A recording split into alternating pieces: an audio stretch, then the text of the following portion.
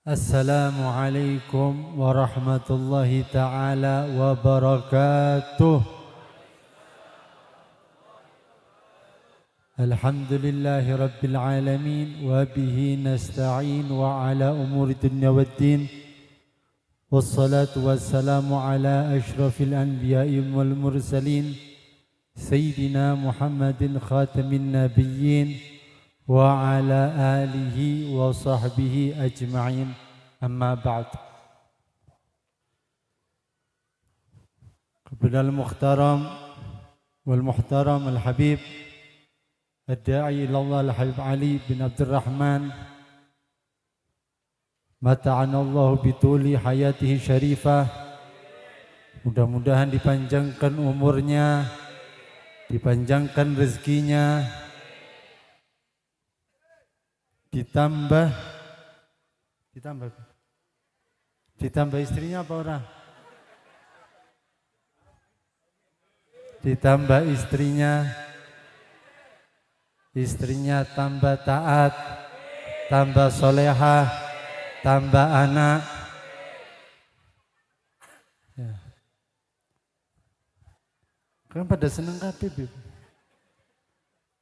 Kan pada semangat kabeh. Habibie bojo maning semangat kabeh.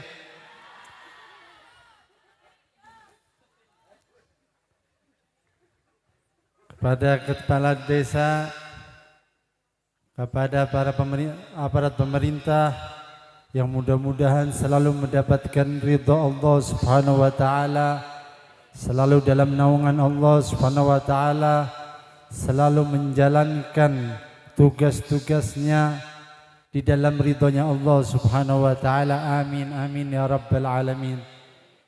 Kepada al-hadirin wal hadirat, mudah-mudahan yang hadir, yang pengen hadir semuanya dipanjangkan umurnya, dipanjangkan rezekinya. Yang sudah menikah mudah-mudahan dikasih anak, yang belum menikah mudah-mudahan dapat jodoh yang bisa menyenangkan dunia akhirat.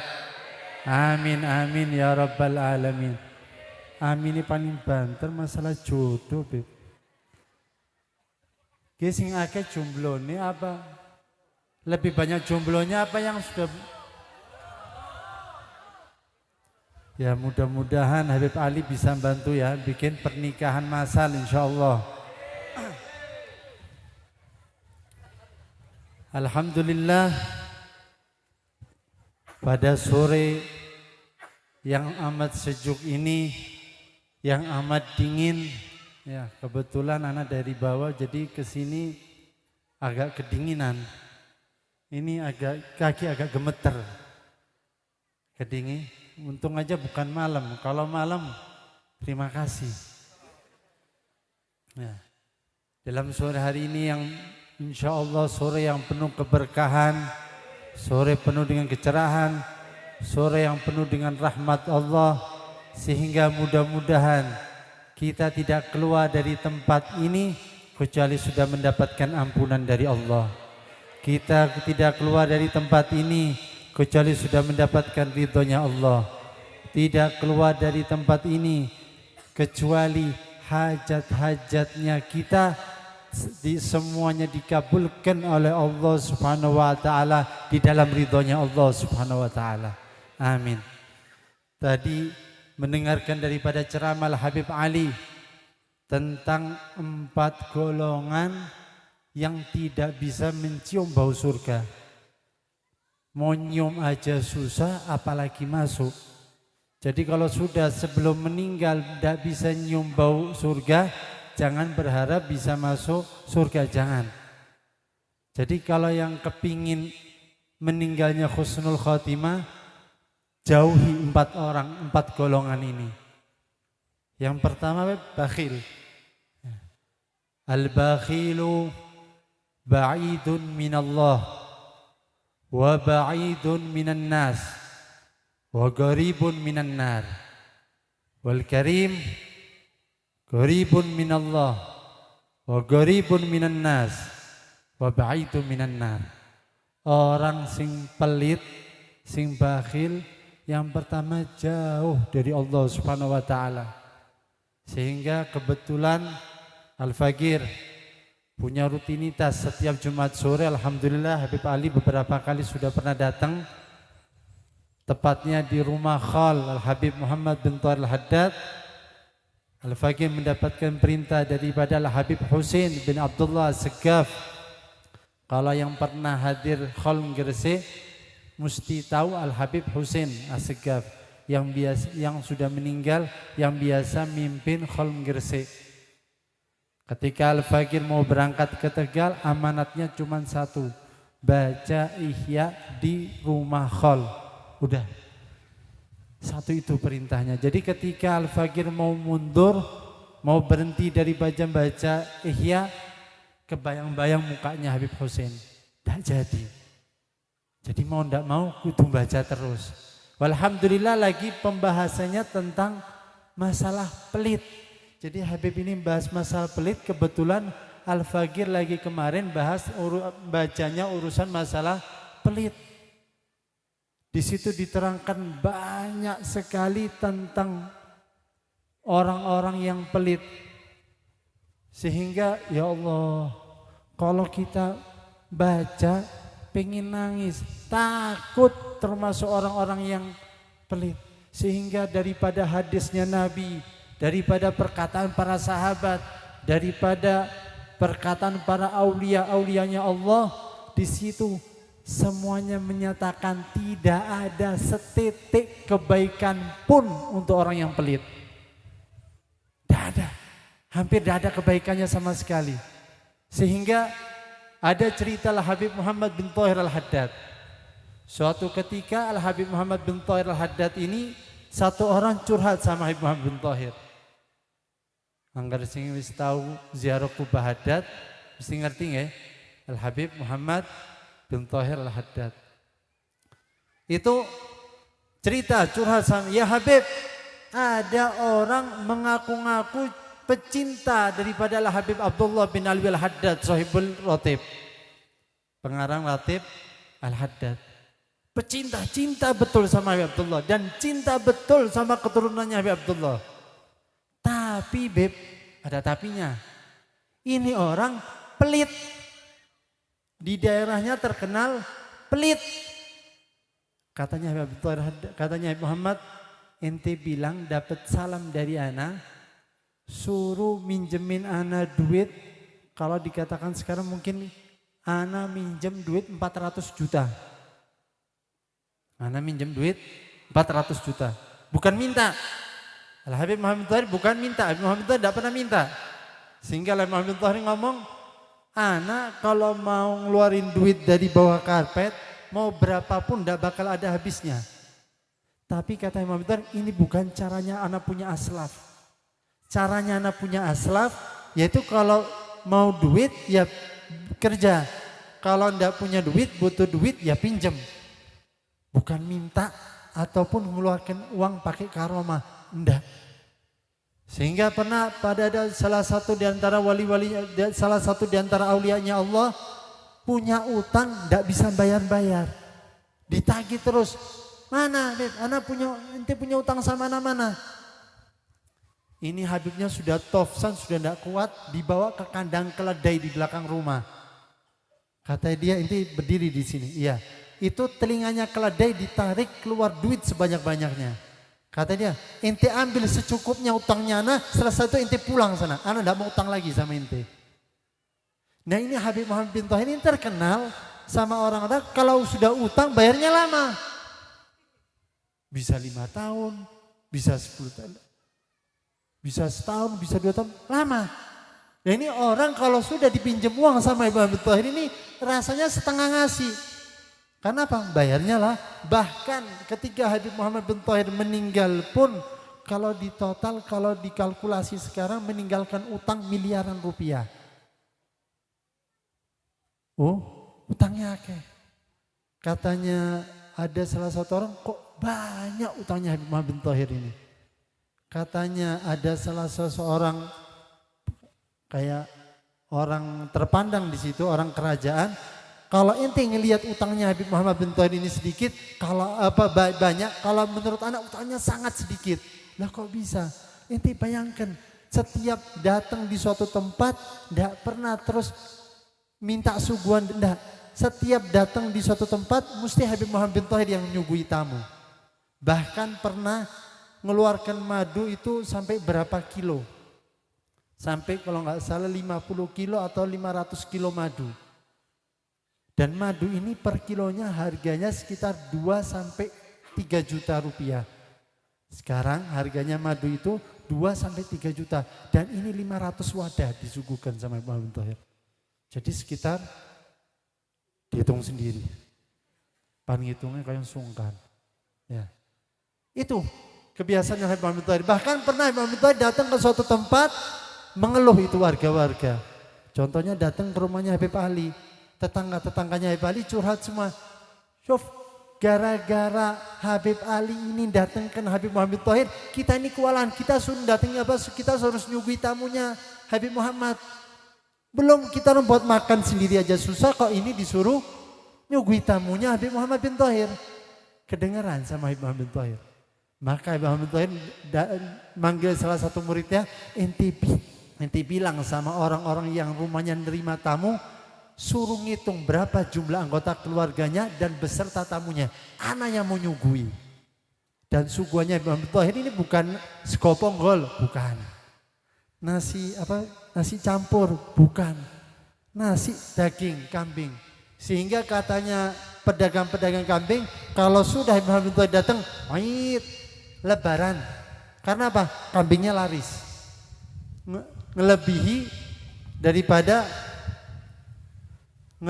daripada Idul Adha itu sendiri. Jadi ini adalah Habib Muhammad bin Thohir. Kembali kepada cerita pertama, Habib Muhammad bin Thohir utang 400 juta. Disamperin ini orang. Syuf, Habib Muhammad bin Thohir mau utang 400 juta. Boleh apa? Waduh, jangan. Terkenal pelit memang. Kalau uangnya puluhan miliar, diutang 400 juta, keberatan. Ya sudah, anak kasih tapi 100 juta aja. Jangan, anak kasih 50 juta, jangan 400 juta utang. Kembali lagi Imam bin Thohir. Kata Imam bin Thohir, kalau mau kasih anak 500 juta, kalau mau kasih pinjam anak 500 juta, kalau enggak mau, enggak usah ketemu anak, enggak usah salaman sama anak. Bayangkan, Habib Muhammad bin Thohir siap untuk memutus tali silaturahmi terhadap orang yang bakhil. Berarti apa? Sangat buruk bagi orang yang bakhil. Kata Imam bin Thohir, ndak usah ketemu sama ana, ndak usah salaman sama ana ndak mau. Putus. Ndak usah ngaku-ngaku pecinta keluarganya Abdullah, ndak usah. Sehingga tetap ndak mau. Ya sudah, tak kasih 200 juta. Tetap ndak mau. Akhirnya berapa bulan kemudian Habib Muhammad bin Thohir silaturahmi ke kotanya orang itu tersebut. Maka ini orang datang ke Habib Muhammad bin Thohir, mau salaman tidak ditoleh sama Habib Thohir, mau salaman tidak dikasih tangan, ngadep berbalik muka, berpaling. Habib Muhammad bin Thohir mukanya berpaling daripada orang tersebut, tidak mau lihat mukanya, apalagi salaman. Ini kalau sudah orang-orang para aulia pun yang paling pantang memutus tali silaturahmi, siap untuk memutus tali silaturahmi untuk siapa? Untuk orang-orang yang pelit. Makanya mudah-mudahan tidak ada orang pelit ya. Akhirnya karena diperlakukan seperti itu sama Habib Muhammad bin Thohir, ini orang langsung pulang. Sampai di rumahnya dibawa itu 400 juta diserahkan. Terserah, ini Habib mau utang, mau dikasih, mau diapakan, terserah. Aku pasrah. Demi apa? Demi bisa salaman sama Habib Muhammad bin Thohir. Begitu juga pernah semalam Habib Reza Al-Hamid bercerita tentang Habib Nagib bin Syah Abu Bakar. Habib Nagib ini baru makan di rumahnya, hadir di suatu acara. Makan lagi banyak. Akhirnya sampai ketika di ruangan khusus ditanya depannya Habib Reza. Ada satu orang nanya, "Beb, antum barusan habis makan, kok bisa sekarang makan banyak lagi kayak orang belum makan?" Oh iya. Yang pertama, dibilang, "Ya Habib, antum jabar khotirnya Masya Allah. Padahal tadi antum sudah makan, tapi antum tadi makannya banyak lagi. Katanya Ibn Nagib, ana bukan cuma jabar khotir tadi itu. Enggak. Yang pertama, ya, ana jabar khotir sama Sahibul Bait. Untuk menyenangkan Sahibul Bait. Yang kedua, ana litadawi. Sebagaimana dilakukan oleh Imam Syafi'i radhiyallahu an. Imam Syafi'i yang di sini insyaallah madhabnya Imam Syafi'i semua. Apa ana sing maliki? Ora apa-apa. Laka sing dosa. Sing penting anak mad aja Imam Samudra aja ya. Ya. Jangan Imam Samudra, jangan Imam Kangkung atau apapun jangan. Ya. Tetap jangan keluar dari 4 madhab. Ini Imam Syafi'i datang ke tempat muridnya. Di situ anaknya ngelihat Imam Syafi'i makannya banyak. Ceritanya panjang, cuman yang Anda bahas masalah makan banyak. Ketika ditanya Imam Syafi'i, kenapa alasannya kok makan banyak? Iya, ana duduk di rumahnya orang yang karim. Wong sing dermawan. Wong sing dermawan itu makanannya itu obat. Ya mumpung obatnya banyak, ya ana makan semua itu obat. Untuk menyembuhkan hati, untuk menyembuhkan penyakit. Jadi kalau datang ke rumahnya orang karim, ke rumahnya Habib Ali, karim Habib ya. Ya, panganan ini dinteng nah. Ki mesti seneng Habib Ali nih, ya. Rumahnya orang karim itu adalah untuk obat. Makanya Habib Nagib mengatakan, ana makan banyak di situ bukan cuma untuk jabar khatir, tapi untuk litadawi. Ada yang pertama adalah bakhil, yang kedua apa? Enggak, yang tadi yang kedua. Mundat. Sehingga ada dalam antara hadis atau gol ulama, man mannan min mannin munna minan nar. Anggar tulisannya min anggar orang ngerti bahasa Arab bingung. Kita tulisannya pada kabeh. Man mannan min mannin munna minan nar.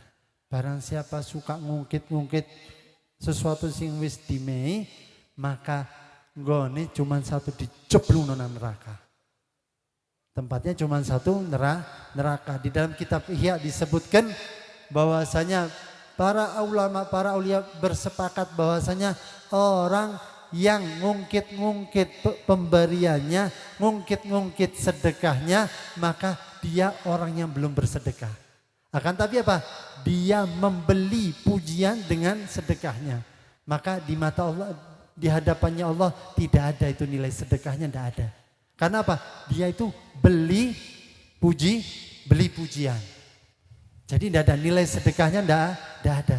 Jadi dari mulai sekarang ketika kita memberi, usahakan jangan sampai keluarga kita jangan sampai tahu kalau kita ini bersedekah. Apalagi orang lain. Jangan keluarga tidak tahu tapi sekampung tahu semua. Pada karo-karo ya. Tetangga ada tidak tahu apalagi orang lain. Sehingga dikatakan para ulama kalau bisa tangan kirinya jangan sampai tahu kalau tangan kanannya ini bersedekah. Istilah bahwasanya jangan sampai ada yang mengetahui ketika kita bersedekah. Itu man mannan min mannin munna minan nar. Yang ketiga orang sing seneng ciu ya wis tidak usah diragukan. Ya. Ketika orang senang minum khamar ya sudah neraka. Tidak perlu penjelasan lagi, itu sudah ma'ruf insyaallah. Kalau di sini insyaallah jangankan peminum khamar, khamarnya aja tidak mau masuk jurang mangu insyaallah. Amin. Yang ketiga, uququl walidain. Sehingga pernah ada satu orang sahabat Nabi dekat sama Nabi, mau meninggal tidak bisa mengucapkan kalimat syahadat. Sahabat Nabi dekat sama Nabi, mau meninggal tidak bisa mengucap syahadat. Kenapa? Karena dia berdurhaka terhadap ibunya. Apa maning wong sing nang saiki? Ya, ini yang setiap hari ngelihat Nabi tidak bisa syahadat ketika mau meninggal. Apalagi kita orang yang tidak pernah lihat Nabi. Mentok-mentoknya sing disawang putune Nabi. Ini yang lihat Nabi secara langsung, sholat bersama Nabi, duduk bersama Nabi, berjihad bersama Nabi. Ketika mau meninggal, tidak bisa mengucap kalimat syahadat gara-gara apa? Menyakiti hati ibunya. Sehingga apa katanya Nabi? Bakar ini jenazah. Minta sama ibunya, tolong dimaafkan ente punya anak. Tidak mau maafkan ibunya. Kata dia, ya sudah, bakar ini. Yang namanya ibu ya apa, anak tetap anak. Ketika Rasulullah bilang bakar ini jenazah, kata ibunya, jangan. Dari sekarang tak maafkan. Ketika dimaafkan, ini anak langsung bisa mengucapkan kalimat syahadat. Bagi yang belum punya istri, bagi yang orang tuanya masih ada, orang tua adalah berlian. Sehingga katanya gurunya anak, salah nih orang tua ki bener luwe bener. Jadi tidak ada kata salah, ibuku salah, abahku salah, tidak ada. Anak sudah 100% salah. Di hadapan orang tua, anak itu salah. Jadi tidak ada benernya. Anak sudah pasti salah. Jadi jangan pernah sedikit ngerasa, anak lebih benar dari orang tua anak. Jangan. Ketika orang yang merasa lebih benar dari orang tuanya, walaupun posisinya memang sebetulnya ibunya yang salah, tetap itu anak dianggap durhaka. Jadi dari sekarang, perlu diketahui salahnya orang tua itu benar, benernya lebih benar. Ya, tapi insya Allah mudah-mudahan tidak ada yang durhaka ya.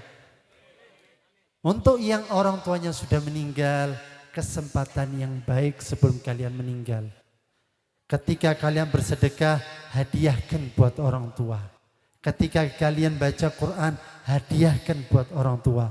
Ketika kalian berbuat baik, hadiahkan buat orang tua. Ketika kalian menghadiahkan amal-amal baik kalian buat orang tua kalian yang sudah meninggal, maka di hadapan Allah kalian tetap mendapatkan pahala 100%, orang tua kalian 100%. Mudah-mudahan yang sedikit ini bermanfaat, kurang dan lebihnya mohon maaf. Mudah-mudahan yang di sini bisa mengamalkan, mudah-mudahan kita dijauhkan oleh Allah Subhanahu wa taala daripada 4 golongan ini.